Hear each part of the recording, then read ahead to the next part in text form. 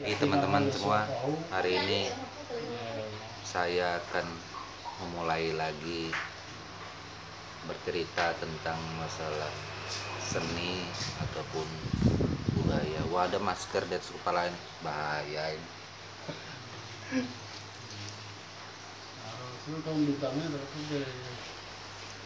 Oke, kita lanjut lagi. Ketika orang disukai seseorang atau tokoh-tokoh nanti lah Kebetulan pagi ini saya ditemani oleh saudara saya, bapak yang tadi malam yang pulang dari kemarin dia pulang dari Kutai Barat ke rumahnya. Dan pagi ini beliau ke rumah, kita sambil bercerita-cerita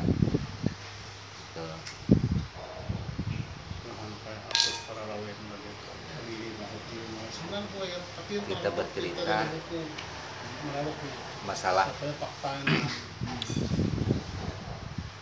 budaya, terutama menyangkut budaya kita Benua.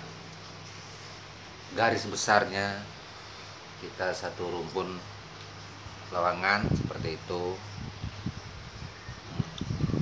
Jadi ya, beliau juga sangat setuju dan suka sekali dengan konten-konten yang Empu buat ini, dan ini menurut beliau adalah hal yang positif dan memang harus disampaikan agar bagi saudara kita bisa mendapat sedikit ilmu tentang masalah budaya seperti itu. Oke teman-teman, kita lanjut bercerita masalah seni ukir ataupun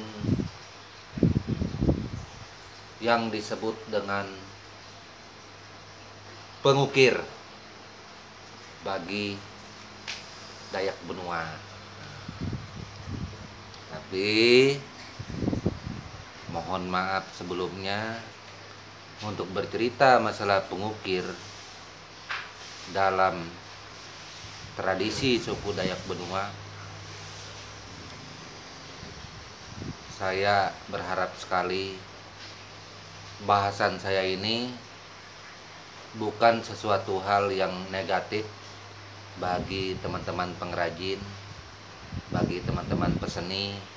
Teruslah berkarya, teruslah membuat sesuatu hal yang menarik menyangkut seni Kalimantan, terutama Mandau. Jadi yang saya sampaikan, yang akan saya ceritakan ini adalah tradisi seni budaya asli suku Dayak Benua yang tidak dirubah-rubah. Seperti itu. Jadi ketika ada sesuatu yang menyatakan oh ini pembuat ini pengukir, tapi dalam konteks kesukuan asli suku Dayak Benua itu bukan. Kenapa demikian? Oke, saya akan jelaskan. Jadi dalam tradisi suku Dayak Benua, bukan hanya satu kampung pada umumnya, bahkan ini juga diyakini oleh rumpun benua yang lainnya. Hampir keseluruhan orang-orang Dayak yang termasuk dalam sub Lawangan, maupun itu Bentian, maupun itu Tewoyan yang ada di Kalimantan Tengah, bahkan maupun Bentian,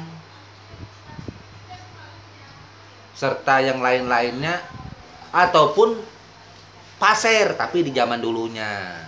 Pasir di zaman dulunya juga seperti itu. Tolong diingat, Pasir juga.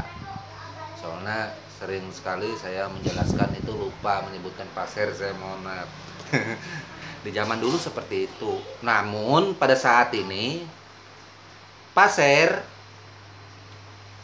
budaya yang semacam itu nggak ada lagi gitu. Potong kerbau nggak ada lagi, acara kuangkai gugur tahun sampai bahasa istilah dalam itu gugur tahun itu petempung dusun paku, nah itu nggak ada lagi. Dan Pasir memasuki babak sesuatu hal yang dihadapkan apa, mohon maaf saya juga bingung, saya mau bilang hilangnya identitas asli, nanti malah terjadi kontra terhadap itu, tapi itu tergantung saudara Pasir sendirilah ya. Oke, cukup untuk tentang masalah Pasir. Mungkin hal ini bisa menjawab teman-teman dari Pasir yang beberapa kali membuat pesan kepada Empu Gelol, meskipun sedikit saya sampaikan itu tadi. Walaupun saya juga bisa bercerita masalah Pasir lebih banyak lagi bisa, tapi saya nggak mau. Terkecuali saudaraku dari Pasir langsung datang ke rumah kepingin cerita masalah Pasir secara lengkap dan detail, saya usahakan meskipun tidak lengkap, meskipun tidak detail, tapi dalam konteks ya, ingat adat tradisi Dayak Benua itu. Bukan menurut pendapat saya, bukan menurut pendapat si Anu, si A, si B, enggak. Dan yang diceritakan sesuatu yang sangat dipertanggungjawabkan, bahkan itu di seluruh dataran benua menyebutkan seperti itu. Nah gitu, itu saya ceritakan. Jadi saya nggak pernah bercerita menurut pendapat saya. Oke, kita kembali ke masalah pengukir. Di dalam budaya suku Dayak Benua, yang namanya pengukir, satu, itu dia harus tutus ukiran, berguru tutus ukiran, meskipun dia sudah tahu ngukir. Setelah tutus, dia penengkapa, bahasa Dayak Benua. Karena antara tutus, berguru, dan penengkapa, tutus kita berguru, penengkapa itu mensahkan kita sebagai seorang pengukir, seseorang yang kemudian bergelar bintang nyulir, raja ingkung pengalok, ya kan, ulun sulin pandai, ulun sulin tukang. Itu sering saya kepingin menjelaskan ini, namun ketika saya berhadapan dengan orang yang mohon maaf bukan Dayak Benua, yang tidak mau peduli, sering menganggap ini hal-hal yang nggak benar, dibuat-buat gitu. Tapi di dalam kami tradisi suku Dayak Benua, ya seperti itu gitu. Apakah dia pandai mengukir sarung mandau, hulu mandau, itu disebut pengukir dalam tradisi Benua? Dia memang bisa ngukir, bisa bikin sarung mandau, bisa bikin gagang mandau, tapi dalam tradisi budaya Dayak Benua itu bukan pengukir gitu. Yang namanya pengukir itu tentunya itu ya bintang nyulir. Apakah bintang nyulir itu Empu Gelol aja? Enggak, banyak di Kutai Barat. Bintang nyulir itu adalah seseorang, diingat, seseorang yang sering dipakai ataupun pernah dipakai di dalam acara ritual adat kuangkai ataupun gugur tahun, membuat belontang, membuat tepelak, membuat kelereng, membuat perjamuan orang belian sentiu, membuat perjamuan orang belian bawo. Karena kalau bukan bintang nyulir, bukan sulin tukang, sulin pandai, raja ingkung pengalok, tidak boleh membuat itu karena akan pulu ketulahan busung kualat. Ini adalah sesuatu hal yang paten, bukan dibuat-buat, bukan dikarang-karang oleh Empu Glol. Itu perlu diketahui. Tapi oh berarti Empu Glol, Bang Glol, kami yang membuat ukiran Mandau, membuat sarung Mandau itu bukan pengukir seperti Empu Glol katakan.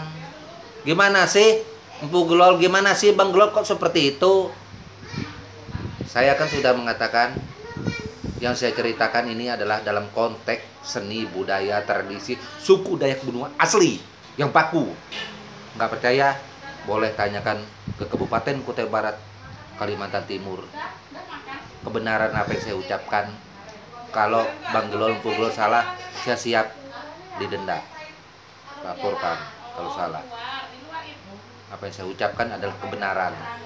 Saya, Empu Glol, Bang Glol tidak pernah mengucapkan hal yang tidak benar. Yang benar. Tapi kawan-kawan yang berdomisili di kota-kota Samarinda, sumpamanya di tempat manapun, melakukan pekerjaan, mengukir sarung Mandau, mengukir hulu Mandau, membuat kerajinan, membuat asbak dan lain-lain, itu pengukir juga gitu, pengukir juga, tapi dalam konteks bahasa Indonesia. Karena kalau bahasa Indonesia itu hari ini pegang pahat, hari ini pegang pisau, bisa bikin ororetan seni kerajinan, sudah pengukir. Tidak seperti tradisi kita suku asli Dayak Benua. Apakah seperti saya sama dengan pengukir yang ada di selain orang Benua? Maaf, saya tidak sama dengan kawan-kawan lain. Bukan saya lebih hebat, saya tidak lebih hebat. Karena saya suku asli. Saya asli suku Dayak Benua. Bapak, ibu asli suku Dayak Benua. Dan saya sudah penengkapa, saya juga tutus. Saya juga bergelar bintang nyulir. Kalau kita sudah mempunyai gelar bintang nyulir, masa toh sama dengan yang pengrajin, masa toh sama dengan yang pengukir yang belum ada tutus, yang belum pernah melakukan kiprah ataupun melakukan sesuatu pekerjaan di jalur kegiatan ataupun ritual adat. Kalau Anda pernah melakukan itu, berarti Anda adalah sama pangkatnya seperti saya, bintang nyulir. Tuh, berarti Anda sudah tutus, sudah penangkapan. Nah, seperti itu. Tapi jangan marah, mohon maaf. Sekali lagi saya katakan, saya menjelaskan, saya berbicara masalah tentang budaya asli suku Dayak Benua. Dan yang bukan dibuat-buat. Persyaratan menuju bintang nyulir itu, pengukir, seperti apa? Persyaratan itu, kita harus mumpuni bisa ngukir. Kita harus bisa membuat patung, dimulai dari yang kecil.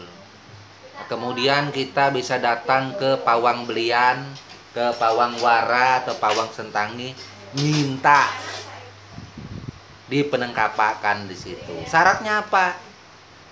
Ya ada mandau, ada pahat. Ya kalau ada mandau, ya ada lading situ. Ada darah ayam, ada guci, ada tombak. Nah, itu diantaranya persyaratan yang ada untuk menuju tingkatan yang namanya bintang nyulir. Nah, sekarang sudah menjadi bintang nyulir resmi sebagai pengukir gitu. Jadi biar sesama resmi menjadi pengukir, Kalau toh kita belum pernah dipakai di adat, belum pernah dipakai di ritual, ibaratnya itu ijazah kita itu sia-sia. Sia-sia. Karena kita tidak ada dipakai. Namun keuntungan sisinya meskipun kita tidak pernah dipakai di ritual adat, kegiatan adat sampai pembelontangan, bunuh kerbau dan lain-lain, tapi kita mampu membuat barang-barang patung-patung besar yang seperti itu dan tidak ada larangan di dalam tradisi adat suku Dayak Benua. Kita tidak hulu, kita tidak busung, kita tidak kualat, seperti itu. Apa kelebihan daripada bintang nyulir ataupun pengukir? Pasti ada kelebihan. Biasanya bintang nyulir itu dia bukan hanya mampu membuat belontang, bukan hanya mampu membuat tempelak, bukan mampu hanya membuat klerek, bukan mampu hanya membuat balai untuk belian acara gugu taut. Dia mencakup semuanya untuk masalah ukiran. Mau itu ngukir belontang, ngukir tempelak, ngukir klerek, ngukir tiang lamin, ngukir rata bebungan, ngukir sarung parang, sarung mandau, ngukir tandu, ngukir gagang kayu, beserta nama-nama ukiran, pasti dia menguasai. Itu baru namanya bintang nyulir, yang memang bintang nyulir yang diharuskan mumpuni. Bang Gelol ini sombong, terlalu banyak bicara, seolah-olah dia lebih bisa. Saya tidak mengatakan saya lebih bisa, enggak. Saya memang bintang nyulir. Mungkin banyak yang lebih bisa daripada saya. Saya hanya menjelaskan tradisi, adat, seni, dan budaya. Enggak lebih. Kalau seumpamanya ada yang merasa terpukul dengan video saya ini, merasa tersinggung, merasa seperti ini, terserah. Kembali kepada yang menonton ini langsung, ataupun merasakan video saya ini ada unsur menyudutkan atau memojokkan, itu terserah. Sebab saya tidak pernah menyudutkan atau memojokkan siapapun.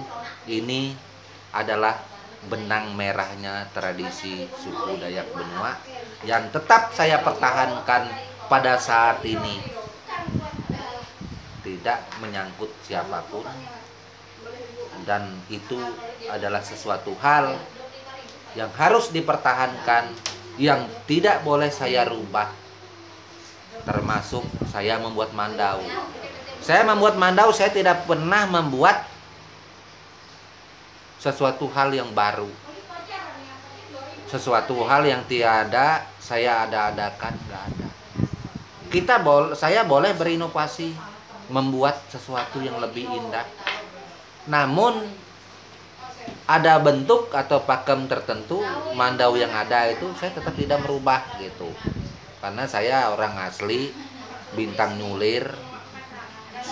Bukan saya aja bintang nyulir, teman-teman saya di Kutai Barat juga seperti itu. Rata-rata yang namanya bintang nyulir itu jarang sekali dan hampir tak pernah lepas daripada sesuatu yang menjadi kepakeman aslinya. Apakah seorang bintang nyulir itu tidak bisa membuat sesuatu hal yang baru, berkarya baru, membuat inovasi, membuat kreasi? Justru bintang nyulir adalah rajanya membuat kreasi. Nggak percaya? Silakan datang ke rumah. Tunjukkan. Maaf, maksudnya saya tunjukkan gitu. Dengan apa yang saya katakan. Jadi teman-teman, itulah sebagian. Sebenarnya saya ingin berbicara banyak, mengulas masalah ini, tapi mungkin waktunya terlalu panjang. Banyak hal lain yang akan saya sampaikan. Sekiranya dengan waktu yang sedemikian ini saya merasa cukup, karena untuk berbicara masalah pengukir ini pun permintaan teman-teman yang ada di Facebook maupun di YouTube-nya Empu Ngelol. Kalaupun ini tidak ditanyakan, maka video YouTube ini tidak akan saya tampilkan. Saya nggak mau, saya juga tetap menghormati, menghargai teman-teman pengrajin yang ada. Mereka dan saya adalah sama, kami sama-sama mempunyai karya. Dan saya tidak pernah merendahkan mereka. Saya kagum, saya juga menghargai, menghormati. Bahkan karya-karya teman yang ada, saya juga memujinya. Jadi tolong bagi teman-teman yang menonton video ini jangan salah paham, ya, karena saya bercerita tradisi benua seperti itu. Oke, selamat pagi, sampai jumpa dulu. Wassalamualaikum warahmatullahi wabarakatuh. Salam budaya dan tabe.